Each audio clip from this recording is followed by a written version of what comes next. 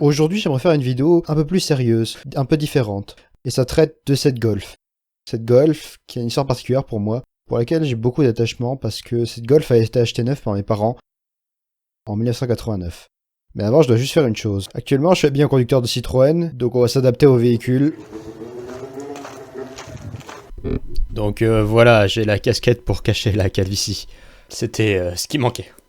Comme je disais, cette voiture, on l'a depuis qu'elle est neuve. Et je vous ai pas menti dans le titre. Elle n'a pas roulé depuis 2017. Elle est à l'abandon depuis 6 ans.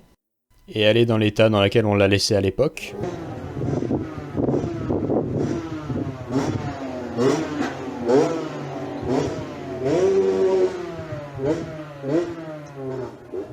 Donc mon objectif, c'est de remettre ce véhicule en route d'ici la fin de l'été pour pouvoir passer le contrôle technique. Ça va se passer en 2 voire 3 temps. Premièrement, aujourd'hui, c'est un peu une introduction à ce véhicule. On va essayer de la remettre en état visuellement, un bon nettoyage, un bon lustrage. Et on verra après dans un deuxième temps pour s'occuper de tout ce qui est remise en route mécanique. Donc changer tous les fluides, faire la distribution, ce genre de choses, les pneus aussi. Et après, dans un troisième temps, mais ça c'est pour bien plus tard, refaire une peinture complète. En général, je ne suis pas partisan de refaire des peintures entières pour la simple et bonne raison, elle a longtemps été stockée complètement à l'extérieur sous une bâche qui a principalement emprisonné l'humidité et le vernis a cloqué. Donc on le voit un peu, vous le verrez mieux quand elle sera nettoyée parce qu'elle est dans un état pitoyable. Alors vous vous demandez peut-être pourquoi est-ce qu'elle a été garée et je pense que ça doit devenir vite plus clair. L'eau et surtout la rouille. Ici on a été chanceux, il n'y a rien de perforant, mais globalement l'eau qui s'introduisait par lèche-vitre qui était complètement HS, comme vous pouvez le voir, il a été calé pour pas que l'eau passe. L'eau s'infiltre et tombait directement sous le plancher et sous la moquette, ce qui pourrissait petit à petit le plancher. Je tiens à dire que je ne suis pas un très grand fan des Volkswagen de ces années-là, ni d'ailleurs de quelconque Volkswagen. Mais ce véhicule a une valeur sentimentale pour moi. C'est difficile à expliquer, et si vous n'avez jamais eu ce cas, mais j'ai grandi avec ce véhicule, il a toujours été dans ma famille, il nous a dépanné des milliers de fois. Et l'avoir dans cet état, ça fait évidemment pitié. J'ai jamais eu l'idée qu'on la laisserait aussi longtemps pourrir dans un coin, mais le temps passe vite, et malheureusement... il n'y a pas grand chose qu'on peut faire à ça.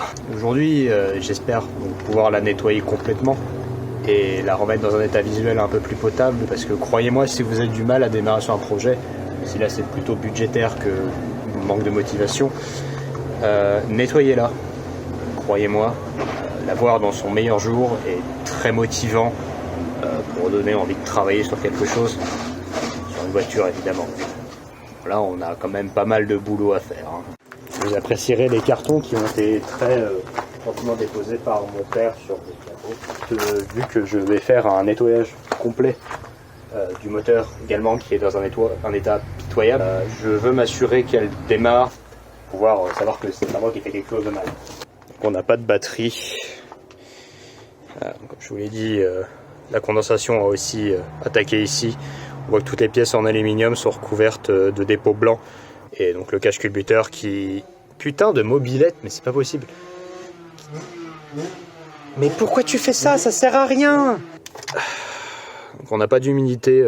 Ouais, la courroie est complètement HS, complètement craquée.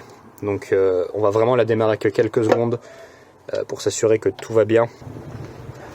Elle est bien noire. La sang carbone, c'est normal pour un diesel. On va la goûter.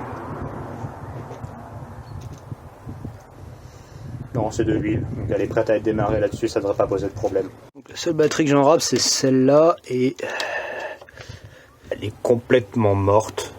On va essayer quand même. On a des voyants, c'est déjà pas mal.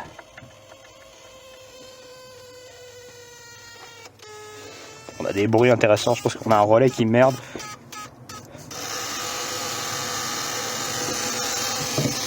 Ah.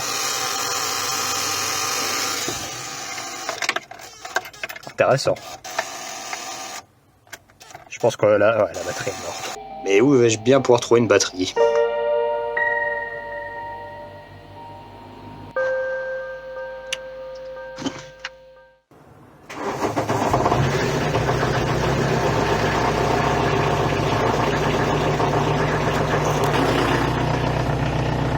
de la pression d'huile.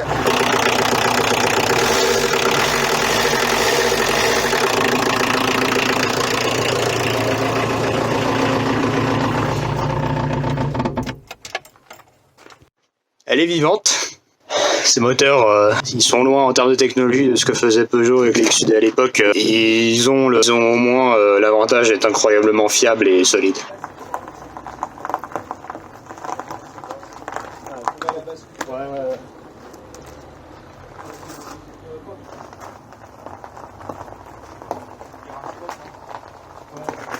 Donc il manque rien, hein. Toutes les pièces sont là dans le coffre, la moquette. Je sais même plus où ça va. Ça va être un mystère, mais tous les plastiques, les bas du tableau de bord, la console centrale, tout est là. Donc il faudra juste se souvenir de comment ça se remonte. Et d'abord stabiliser la rouille, s'assurer des différents points. On va commencer par faire, c'est la soulever dans les 4 coins. Et donc la mettre sur des chandelles pour pouvoir bien nettoyer les passages de roues et inspecter, voir si on a de la rouille.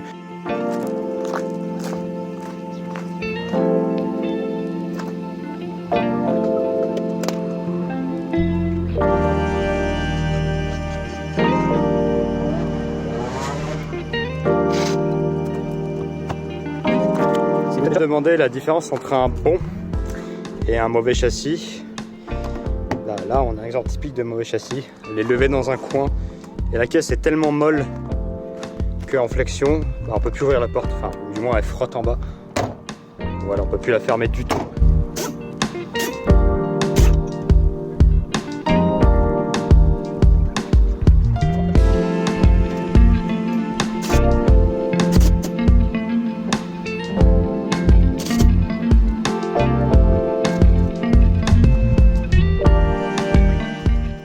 Voilà, un peu plus tard, elle est montée sur ces 4 chandelles. Je réitère, ne jamais monter une voiture sur du gravier, c'est très dangereux. Et elle est stable, hein, elle ira nulle part, c'est juste en préventif. On devrait pouvoir bien nettoyer les passages de roues qui en ont besoin. J'ai vérifié, il n'y a pas de jeu dans aucune des 4 roues. Ça, je sais pas ce que c'est, pourquoi il y a 2 écrous, j'en sais rien. J'ai pas hâte d'aller gratter là-dessous. Ah tiens, on peut voir de quand date la dernière vidange. Ouais, 2017. Donc elle n'a pas eu de vidange depuis 2017 et c'est à peu près quand est-ce qu'on l'a arrêté. Donc 6 ans. 6 ans. On va commencer à s'attaquer au moteur avec du bon dégraissant. Et pareil dans les passages de roues.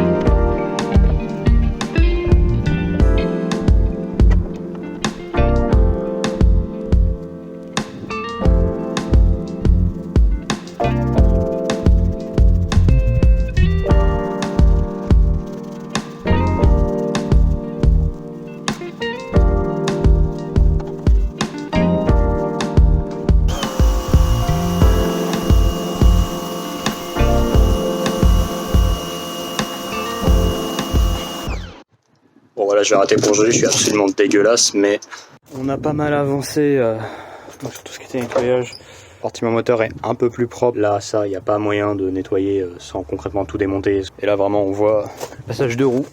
C'est pas dû être aussi propre depuis 34 ans. Les amortisseurs avant avaient été changés il y a je sais pas combien d'années, ils ont pas l'air de fuir, donc ils doivent être encore ok. Pareil de l'autre côté, donc je suis content, on voit il n'y a pas de rouille, il n'y a rien du tout. À l'arrière, on retrouve le plus gros des dégâts. Bon là, les amortisseurs là, ils étaient vraiment neufs pour le coup. Ce qui se passe, c'est ce qui se passe sur toutes les Golf 2 et toutes les Volkswagen de ces époques. Donc la protection, le Blackson en gros, il est déposé directement sur la caisse à nu ou la caisse qui est passée en cataforage, je sais pas. Le Blackson se rétracte et craque. Donc là on voit c'est pas un problème, c'est propre dessous et en plus c'est mis par dessus des trous de la carrosserie. Là on voit, là on a l'humidité s'infiltre dessous, donc forcément on a un départ de rouille. voilà, alors là c'est pas de la rouille, hein, c'est des trous, des éléments dans la carrosserie où ils ont directement blacksonné par-dessus, j'ai jamais vu ça. Là de ce côté-là c'est solide. Là c'est pourri, c'est complètement pourri. Toute cette zone-là, je suppose, je suppute, est complètement pourrie. Mais donc là, on doit être dans la voiture, j'imagine. Pour faire les choses bien, il faudrait complètement gratter tout le Blackson et le remplacer par du nouveau ou juste laisser la caisse à nu et peindre. On peut regarder dessous aussi. Alors sous tout le sous-bassement, elle est solide. Le seul endroit qui m'inquiète, c'est ici. Donc cette zone-là où c'est un point de réussite typique pour les Golf. Ça n'a pas l'air perforant. De l'autre côté, c'est pareil en moins pire, mais sinon les planchers sont quand même vraiment solides, hein. Ça reste des zones localisées et cachées, donc c'est pas grave si le job de soudure est pourri. Et le problème, c'est que le vinyle, l'humidité s'accumule dessous et ça pourrit par dessous. Là, j'ai fait le tour de tous les coins, ça a l'air solide, hein. Ils ont l'air vraiment solides. En général, ils sont complètement bouffés tout dessous là. Là, c'est boursouflé, mais je crois que c'est juste une soudure moche de Volkswagen. Rien de catastrophique. Voilà. À demain.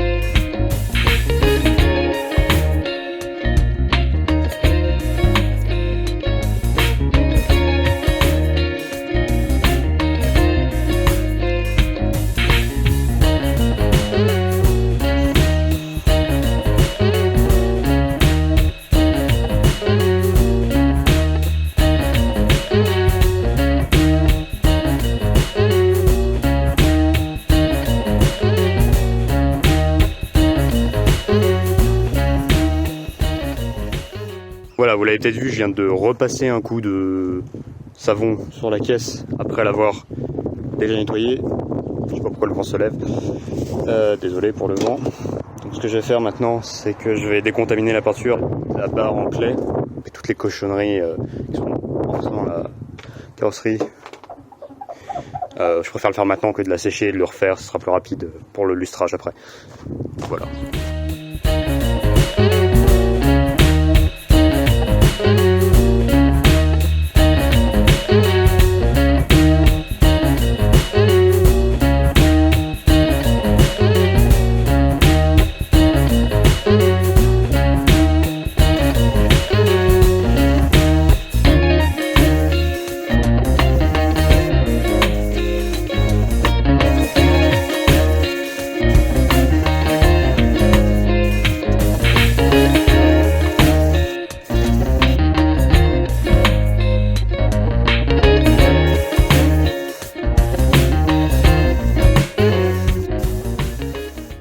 Bon voilà, ça paye peut-être pas de mine, mais maintenant on a une peinture qui est propre et décontaminée.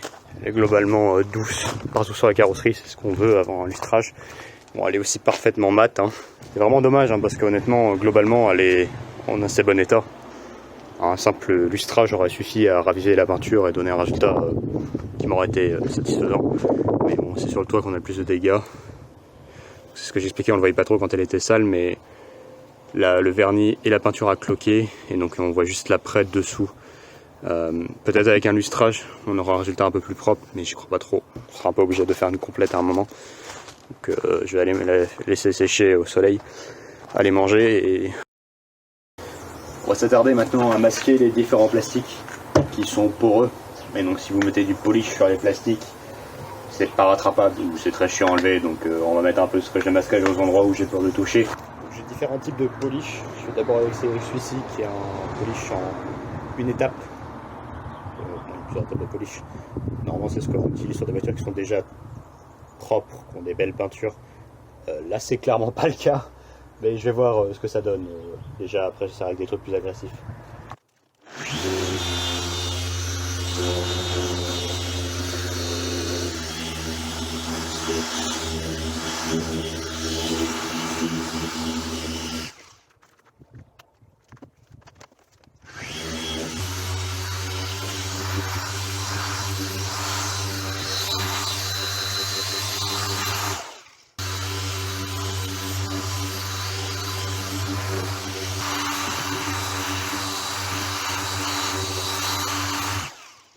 Ok, j'ai fait 2-3 tours de roue.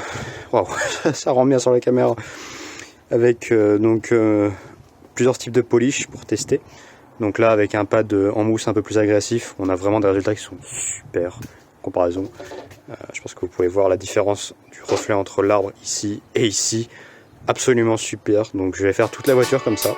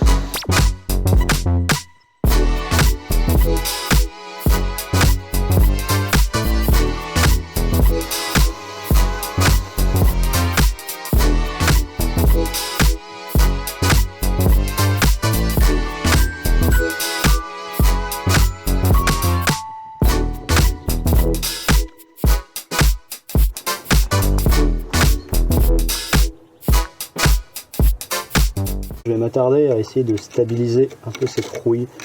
Donc d'abord, il faut que j'arrive à enlever tout le blacksonnage jusqu'à atterrir en fait à des parties qui sont non rouillées.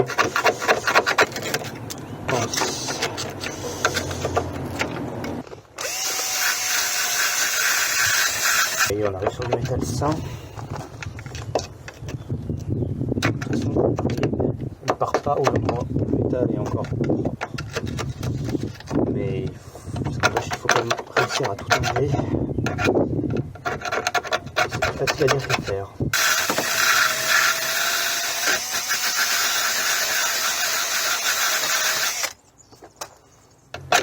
Encore une fois, c'est temporaire. Ce n'est pas des réparations de rouille, c'est de la stabilisation pour que quand je pourrais investir dans un MIG, un passage soudé potable, que ce n'est pas empiré, parce que ça peut être très bien. De ce côté-là, ça devrait être moins pire.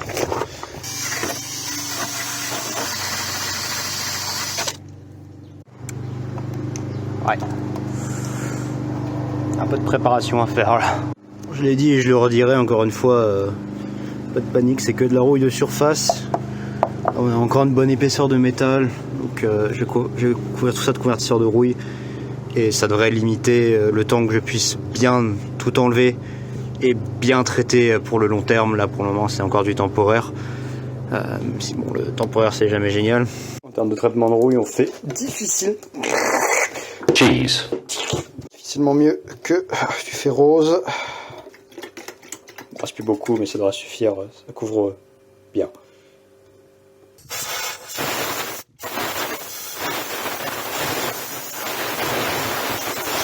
Évidemment, avant on nettoie avec un produit type acétone, puis on badigeonne en quantité. Encore une fois, c'est pour ralentir les effets de la rouille. Là, on n'est pas sûr de la restauration encore. On verra ça plus tard. où il y a de la rouille et faire ça pour la stopper pour le moment. Et après, pour découper les parties qui sont pourries et les ressouder. Donc pour la rouille, voilà ce que ça donne. Bon, évidemment, le trou n'est pas parti, mais au moins ça n'ira pas plus loin. Et là, on peut voir le plancher arrière. L'avantage, c'est que la plupart de l'arrière est recouvert par le réservoir. Donc ouais, c'est très propre dans l'ensemble. Là, on a un petit peu d'effritement, mais bah, c'est rien de grave ici. Mais tout le reste du plancher est vraiment très propre. Ah, je rappelle, c'est quand même une voiture qui a 35 ans, donc 35 ans, donc ouais.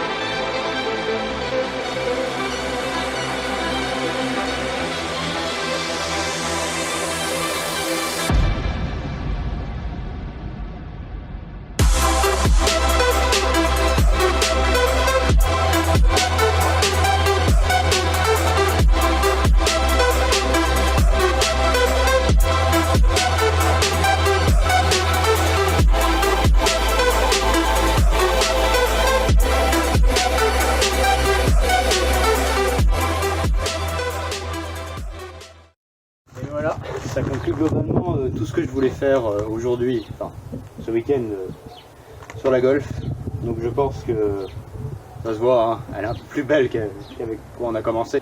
Il reste beaucoup de travail avant que ce soit une voiture fonctionnelle encore, mais je pense qu'on est une étape juste un peu plus proche. Malheureusement, je doute pouvoir refaire un épisode sur cette voiture d'ici un petit moment. Comme j'ai dit, j'aimerais qu'elle puisse rouler d'ici la fin de l'été. Malheureusement, c'est une question d'argent, plus une question de temps, entre l'achat d'un poste à souder type MIG et les différentes pièces à changer et acheter.